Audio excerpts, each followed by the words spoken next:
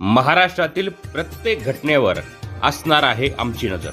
शेती, राजकारण, समाजकारण, क्रीडा, मनोरंजन आणि बरंच काही. आपण पाहताय महाराष्ट्रातील वेगवान न्यूज चॅनल स्वराज्य लाईव्ह.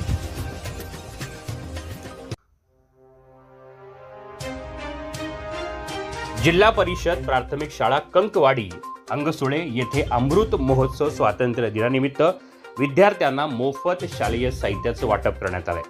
त्यामुळे शाळेतील मुलांना वह्या, पेन, कंपास अशा विविध वस्तूही मिळाल्यात. याचा त्यांच्या शालेय जीवनात निश्चित फायदा होईल. या शालेय वस्तू गावातील सामाजिक क्षेत्रात काम करणारे सचिन दीपक कंक, उपाध्यक्ष भोर तालुका युवक काँग्रेस, युवा कार्यकर्ते सचिन हरिभाऊ किरवे, विनायक संपत चव्हाण, सुभाष बबन कंक, ज्ञानेश्वर बाळासाहेब कंक, अभिजित नारायण कंक, दिगंबर आनंदराव कंक यांच्या योगदानातून करण्यात आलंय.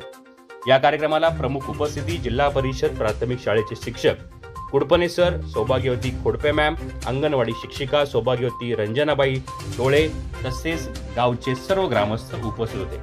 समाजकारण व धार्मिक क्षेत्रात जे समाधान आहे ते कशातच नाही असं मत यावेळी त्यांनी बोलून दाखवले.